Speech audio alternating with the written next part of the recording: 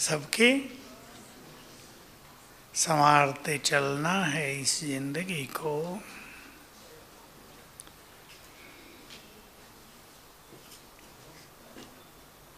सबसे अच्छे संगम युग की गिफ्ट कल की मुरली से है। संगम युग का सबसे बड़ा वरदान आपको ख्याल नहीं होगा, मैं सुना देता हूँ कि संगम पर स्वयं बाबा भगवान हमें समय पर दुआएं भी देना चाहता है। परिस्थिति आती हैं, कुछ बात होती है, बीमारी होती है, वो हमें दुआएं भी देना चाहता है, मदद भी करना चाहता है, शक्तियां भी देना चाहता है। उसकी ओर से कोई कमी नहीं। क्या चाहिए इन सब के लिए? याद करो कल की मुरली। बुद्धि की लाइन क्लियर। आपके किसी प्रियजन का फोन आने वाला हो आधे घंटे बाद, तो क्या करेंगे?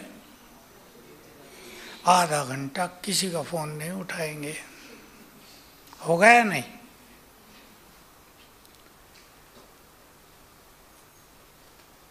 सोच लो।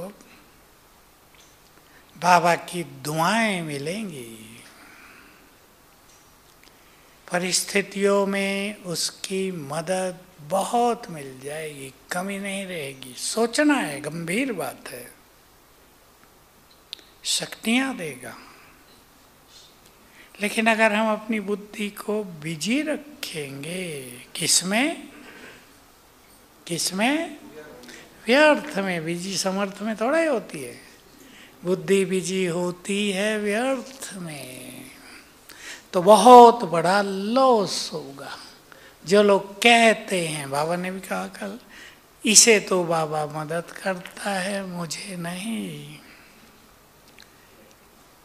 इनको ये मिलता है, हमें नहीं। जिम्मेदार कौन है? हम। सोचेंगे। 3 बातों पे आज चर्चा करेंगे। दूसरी बात थी, संबंधों में सफलता चाहिए, सबको चाहिए। आप सेंटर में हैं, घरों में हैं, संबंध तो सब जगह है। टीचर के स्टूडेंट से, आपस में 2-3 बहनें रहती हैं उनके। संबंधों में सफलता, मन में विजय, बोल में मधुरता, ये 3 चीज चाहिए तो कौन से गुण से आ जाएंगे? इजी नेचर, सरल स्वभाव। बहुत अच्छी तरह दोनों बातों पे गौर करेंगे। और मुख्य बात थी 5 स्वरूपों का अभ्यास, जो हमारी एक बहुत सुंदर साधना है। मैं तो ऐसा कहूँगा, संपूर्ण बनने के लिए, संपूर्ण पावन बनने के लिए। आज की मुरली, घर चलना है तो संपूर्ण पावन, उसके बिना जा नहीं सकते। कितनी अच्छी रूरियांती परमात्मा की आत्माओं से, तो मुझे बुलाते आए, मुक्ति दो।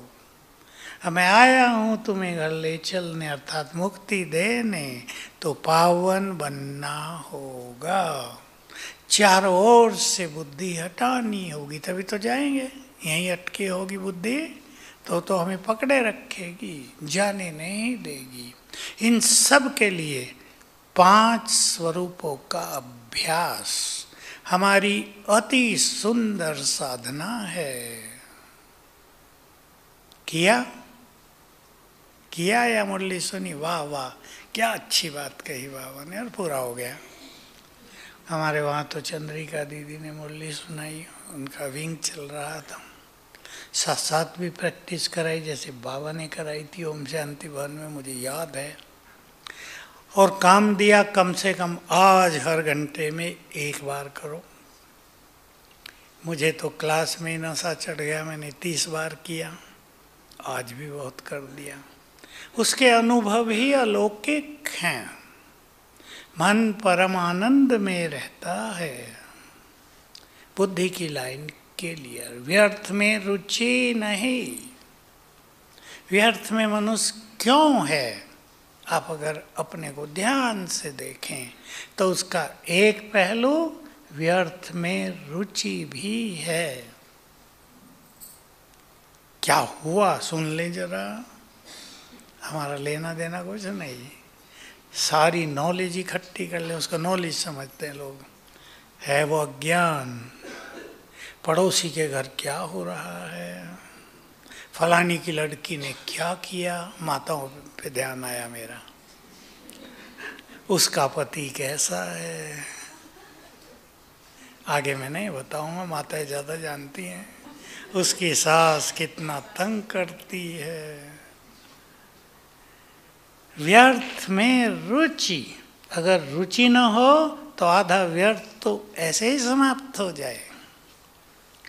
क्या ये लक्ष्य है कि हम व्यर्थ को समाप्त कर दें? चेक करेंगे अपने को, पूछने की बात नहीं है, क्योंकि व्यर्थ में संसार जी रहा है ब्राह्मणों सहित।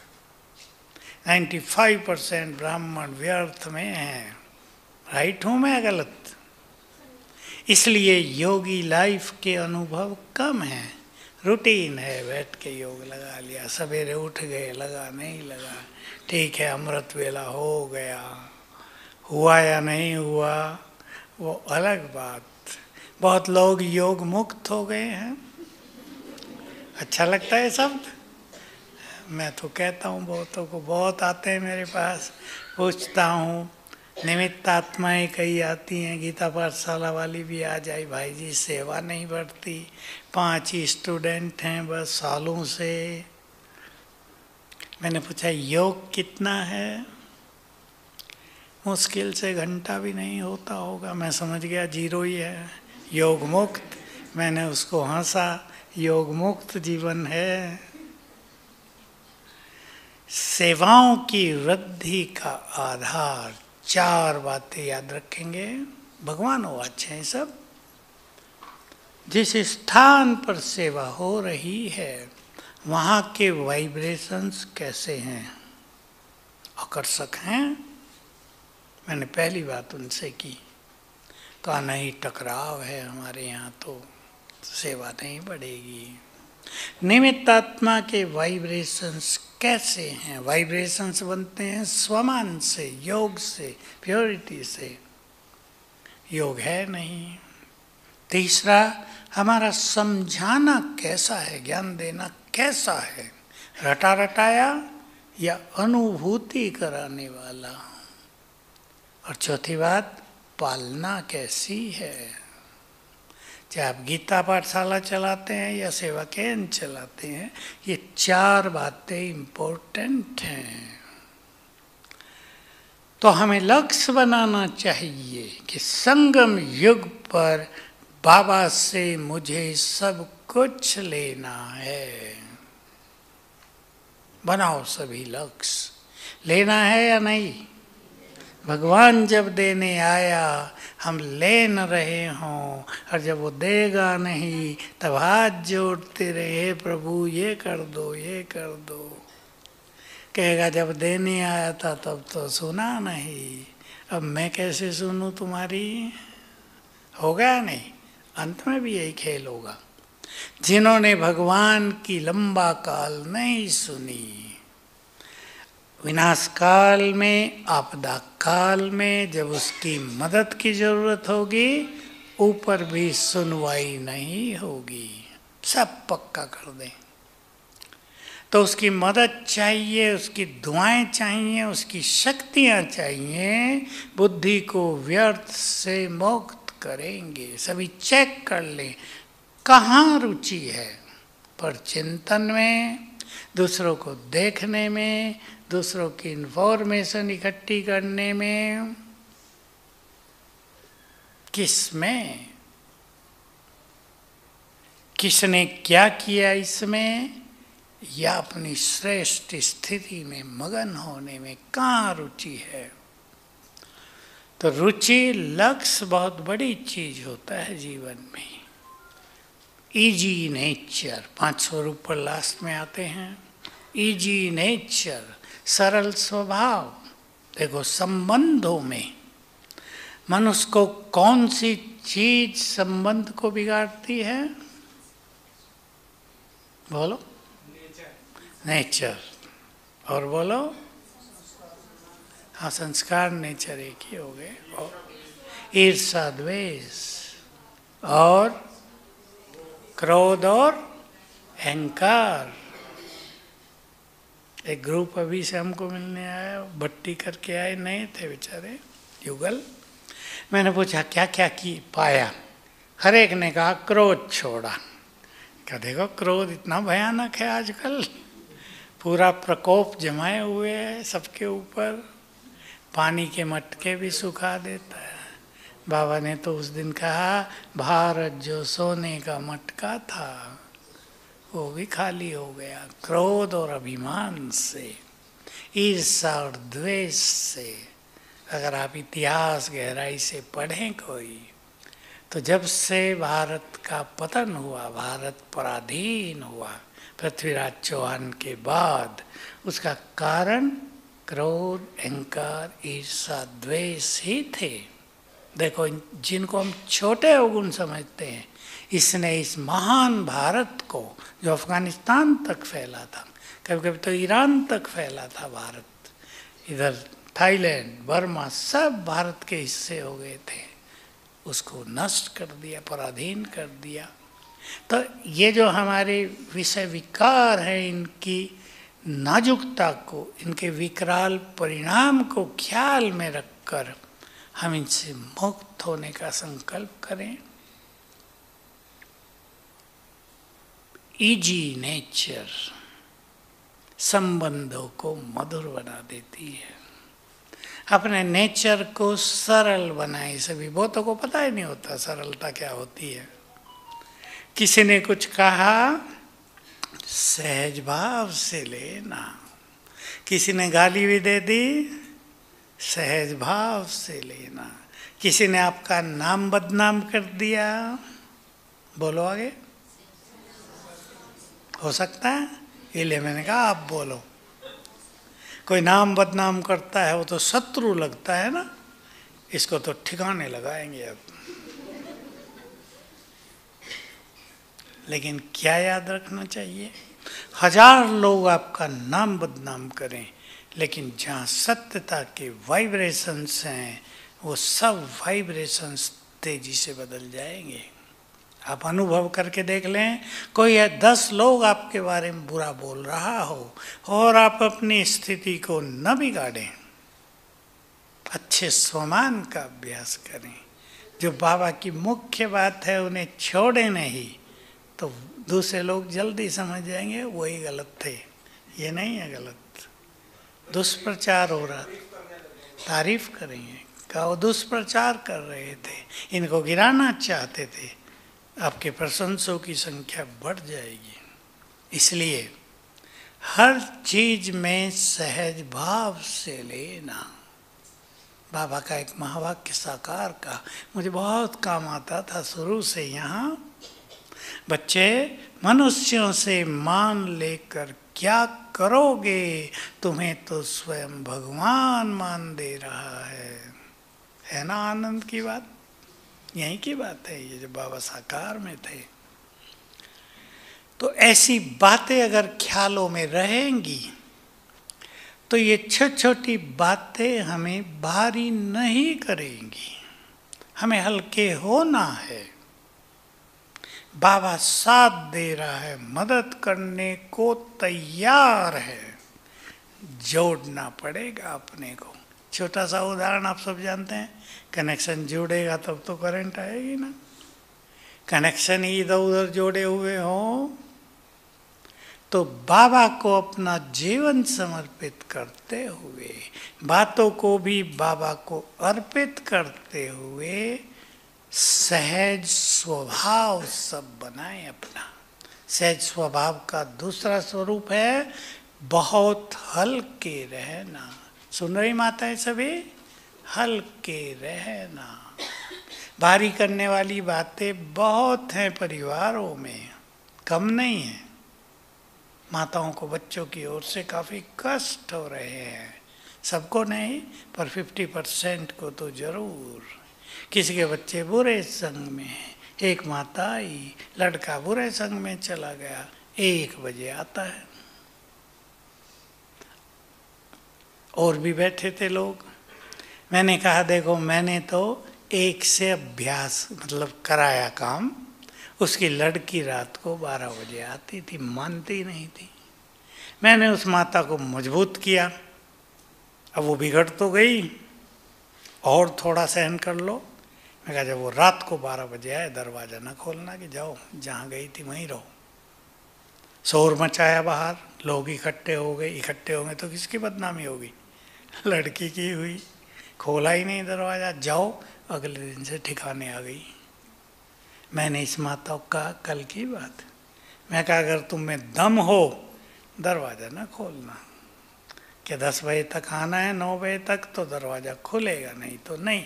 अब बेचारी में दम तो इतना नहीं था। शोर मचाता है, तोड़ फोड़ करता है। मैं कहा थोड़ा कर लेने दो, पर दम चाहिए ना माताओं में। मोह, कई बातें, मेरा बेटा है तो मेरा ही, किसी और का थोड़ा हो जाएगा वो। लेकिन ताकत बहुत चाहिए, दूसरों को सुधारना भी है। भगवान भी क्या करता है, जब नहीं सुधरते लोग, क्या था आज मुरली में, ऐसे ऐसे एटम बम बनवा दिए हैं। संस्कार भी नहीं करना पड़ेगा, रोने वाले भी नहीं बचेंगे। तो प्रभु जी भी तो ऐसे ही करते हैं ना, नहीं सुधरते तो डंडे हाजिर हैं। तो समस्याएं तो हैं, लेकिन अगर बाबा से गहराई से जुड़े होंगे तो बाबा की मदद, उसकी टचिंग क्या करना चाहिए, अब बहुत अच्छी होगी। और अगर स्वमान बहुत अच्छा होगा,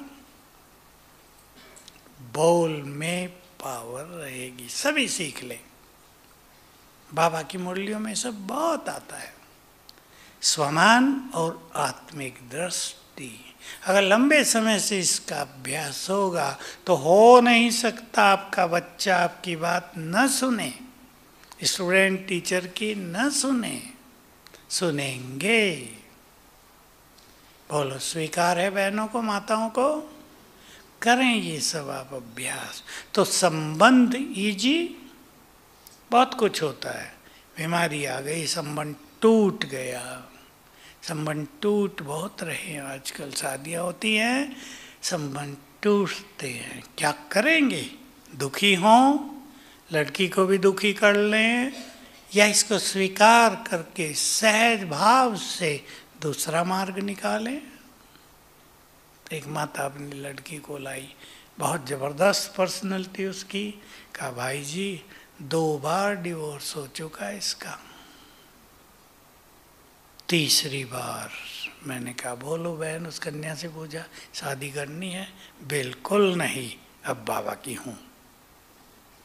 तो डिवोर्स ने उसका कल्याण तो कर दिया, भगवान की आगे। मैंने कहा नहीं कर लो और देख लो एक बार करके। मैं हंसी की, कहा बिल्कुल नहीं करूँगी। मैंने बता दिया कर्मों का खेल तुम्हारा ऐसा है, 3री बार करके भी घर आ जाओगी और दुखी हो जाओगी। अब मैंने कहा जो दुख तुम्हें हुआ है, दुख होता है ना बहुत ज़्यादा, डिवोर्स का दुख छोटा नहीं है। जब मनुष्य सहन कर ले, नहीं तो लोग आधे पागल हो जाते हैं, देखे मैंने। तो कुछ चीज़ों को सहज स्वीकार कर लेना, ये सरलता है। सहज भाव से देखना बातों को, नया मार्ग निकाल लेना, वो सरलता है। संबंधों में अपने को झुकाकर चलना, वो सरलता है। सरलता को इंग्लिश में और एक शब्द दिया जाता है, फ्लेक्सिबिलिटी, लचीलापन। देखो एक पेड़ है, अभी बाहर हवा चल रही है, अनसरों में तो बहुत चल रही थी। जो पेड़ लचीला होगा वो झूलेगा या नहीं, और जो लचीला नहीं होगा वो टूटेगा। हमारा मन, हमारी स्थिति, हमारा जीवन थोड़ा लचीलेपन से भरा हो, फ्लेक्सिबिलिटी। सब कुछ वैसे, सब लोग वैसे नहीं हो सकते जैसे हम चाहते हैं या हो सकते हैं। सब अलग अलग है आत्माएं, संस्कार ही अलग है। कलयुग के अंत में आके तो खेल ही बिगड़ चुका है ना। हमें इसको स्वीकार करके अपने को बाहर निकाल कर उन बातों से, डिस्टर्बेंस से मुक्त रखना है। सोचेंगे सभी, समस्याएं बढ़ती जाती हैं, बढ़ेगी। मुझे लग रहा है इस बार की बारिश भी अति खतरनाक हो सकती है। जैसे गर्मी हुई ना, हुई तो थोड़े ही दिन, पर रुला के गई ना। बेचारे पुलिस वाले मर गए, हज करने यात्री गए वो मर गए, हजारों मर गए, 1,500 मर गए हज यात्री पुण्य करने जा रहे। गर्मी का कहर, कितने मर गए लोग। लगता है छोटा विनाश, लेकिन जिनका होता है उनके लिए क्या होता है। हमने तो सुना भाई इतने लोग मर गए गर्मी से, ओम शांति। सकाश भी नहीं देते बहुत लोग तो, लेकिन जिनका होता है उनको तो बड़ा कष्ट होता है ना। ये विनाश के ही सीन है। तो संबंधों में लचीलापन, हल्कापन, बहुत हल्के हो जाओ। खाना जैसे मिले आनंद, हल्का मिले तो भी आनंद, सूखी रोटी मिले तो भी आनंद, या नहीं? ये वैसा ही होना चाहिए जैसा घरों में होता है। जो मिले आनंद, वही चीज ताकत देगी। भोजन अगर आप आनंद से खा रहे हैं, समझ ले इस रहस्य को, तो हल्का भोजन आपको बहुत एनर्जी देगा। और बहुत सुंदर भोजन है जिसको पौष्टिक लोग कहते हैं, लेकिन आपको मन में तनाव है तो भोजन उतनी एनर्जी नहीं देगा। मन में विजयी, मन में विजय तभी होती है जब मन एकाग्र होता है। विजय का आधार है श्रेष्ठ संकल्प शक्ति का होना। और मन यदि व्यर्थ में रहता है तो संकल्प शक्ति श्रेष्ठ नहीं होती, बचती नहीं। व्यर्थ के प्रभाव में सब कुछ नष्ट हो जाता है। मैं बहुत लोगों को देखता हूँ बाहर, अपने बीके से बाहर, जिन्होंने ब्रह्मचर्य धारण किया है, लेकिन उनके चेहरों पे रौनक नहीं होती। देखे आपने बहुत लोग, संत मुनि सन्यासी देखे होंगे, रौनक नहीं होती। क्यों?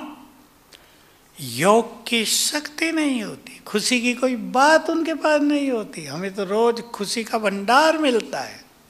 उनके पास कोई चिंतन होता है कि शास्त्रों में जो खुश हों वो, जो उन्हें ईश्वरीय नशा चढ़ जाए। नारायणी नशे की लोग बात करते हैं, वो कैसे चढ़े लोगों को, जिन्हें पता ही नहीं हम नारायण समान बन सकते हैं, जिन्हें पता ही नहीं भगवान सामने बैठा है, उनको कैसे खुशी होगी।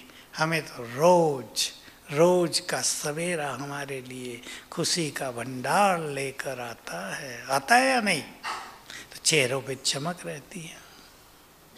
लेकिन ये चमक तब खत्म हो जाती है जब व्यर्थ बढ़ जाता है।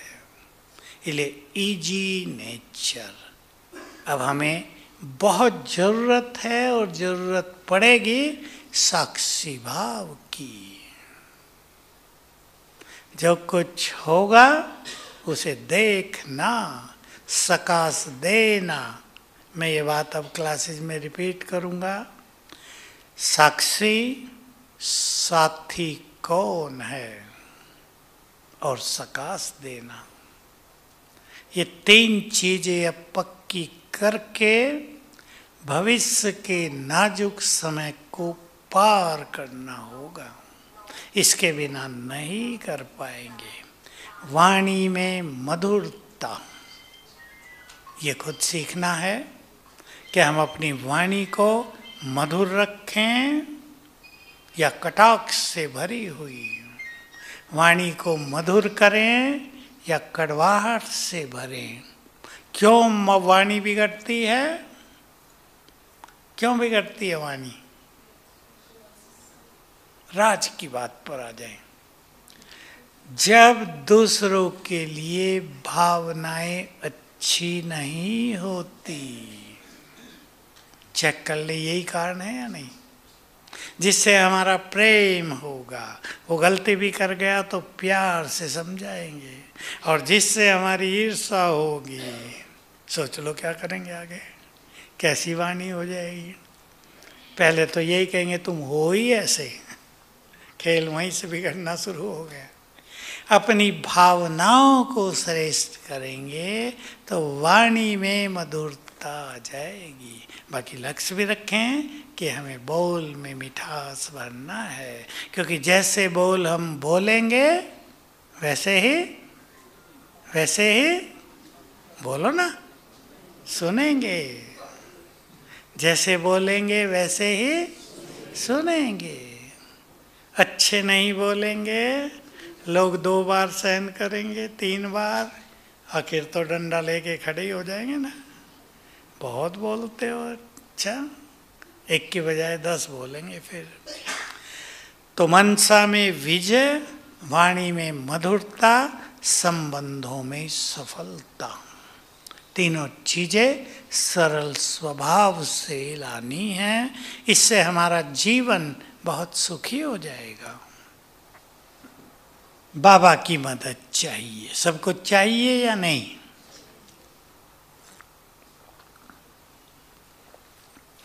योग लगाने में, पुरुषार्थ में भी उसकी मदद चाहिए। है अनुभव? बिना उसकी मदद के काम होता नहीं। करके देखना।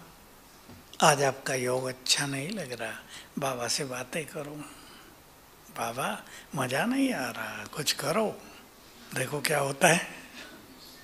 करके देखो ये अनुभव अच्छे अच्छे, क्योंकि कल की ही मुरली में बाबा ने ये भी कहा, उसमें थोड़ी सी गहराई थी जो रोज कहते हैं, उससे बुलाओ और हजूर हाजिर, ये बात तो सुनी है, लेकिन जिस लिए बुलाएंगे वो भी हाजिर।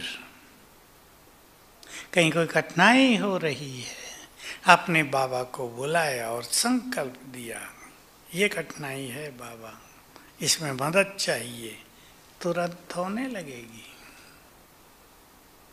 डॉक्टर के पास जा रहे हैं, सीरियस बीमारी हुई, आपने संकल्प किया बाबा आ जाओ, और जाते ही डॉक्टर मिल जाए, जाते ही मिलेगा, नहीं तो आधा घंटा बाहर बैठना पड़ेगा, इतने बुरा हाल हो जाएगा।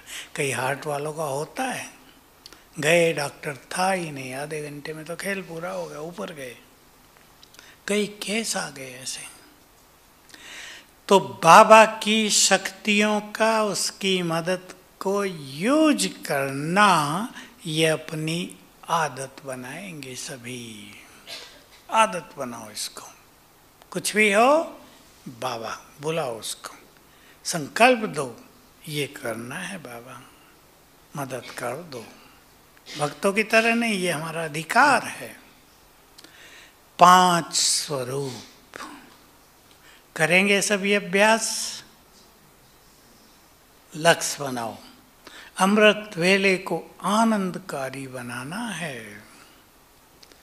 5 स्वरूपों के अभ्यास से शुरू करके देखो। श्याम के योग को स्टेबल करना है, मन स्टेबल, बुद्धि स्थिर। 5 स्वरूपों के अभ्यास से करो। क्लास से पहले योग में जो बैठते हैं, जाकर मुरली से पहले जाना चाहिए।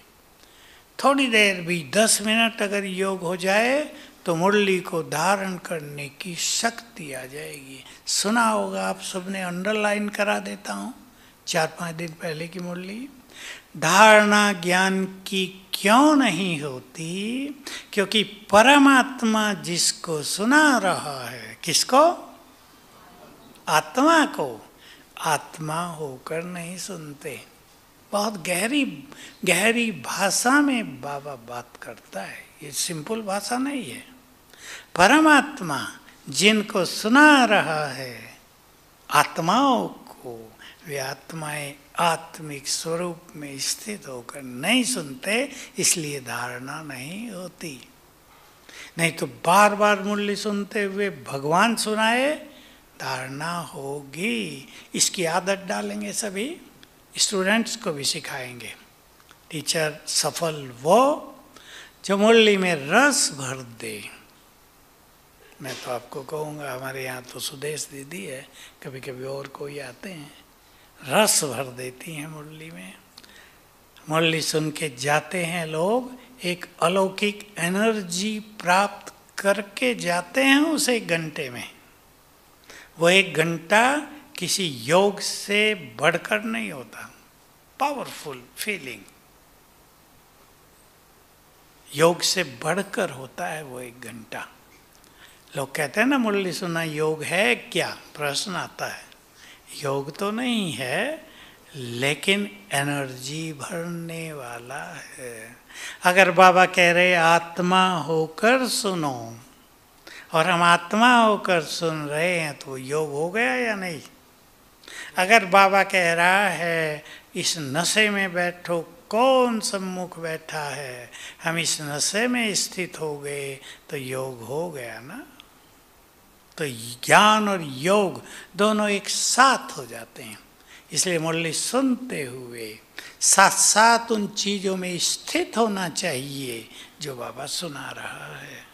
सब बहनें कराएंगी अपने स्टूडेंट्स को। 5 स्वरूप उठते ही, शुरू में अव्यक्त बाबा की ये बात बहुत चलती थी। आँख खुले तो पहला संकल्प करो, मैं आत्मा परम धाम से इस तन में अवतरित हुई। फील करो। बाबा प्रैक्टिकल में कराते थे, जैसे मैं परम धाम से ब्रह्मा तन में आया हूँ। चित्र बनाओ। ऊपर से शिव बाबा उतरा, धीरे धीरे नीचे आ रहा है, अपनी लाइट माइट फैलाता हुआ ब्रह्मा तन में आ गया भ्रकुटी में। मैं आत्मा भी परम धाम से उतरी, आ गई भ्रकुटी की कुटिया में। बहुत मजा आएगा। थोड़ा फीलिंग के साथ अभ्यास करेंगे। और सवेरे ये बहुत आवश्यक होता है, परम आवश्यक। सभी समझ लें, ब्रेन को, मन को एक्टिव करना, एक्टिव करना। क्योंकि सो के हम उठे हैं तो ब्रेन भी डल होता है, शांत होता है। उसे एक्टिव करेंगे तो अच्छे अच्छे अभ्यास होंगे। तब मन उन चीज़ों को अनुभव करेगा।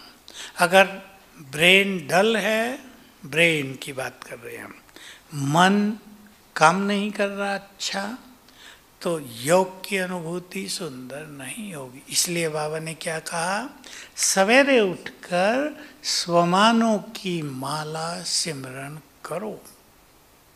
तो हर एक के पास 10-12 ऐसे स्वमान होने चाहिए जिसे सवेरे उठकर आप याद कर लें। 3 बार याद कर लो। पहले जस्ट रिपीट कर दो, मैं एक महान आत्मा हूँ, मैं शिव शक्ति हूँ, मैं मास्टर ज्ञान सूर्य हूँ, मैं इस देवी हूँ, मैं परम पवित्र आत्मा। ऐसे दूसरी बार अनुभूति सहित, मैं महान। ठहर जाओ 5 सेकेंड।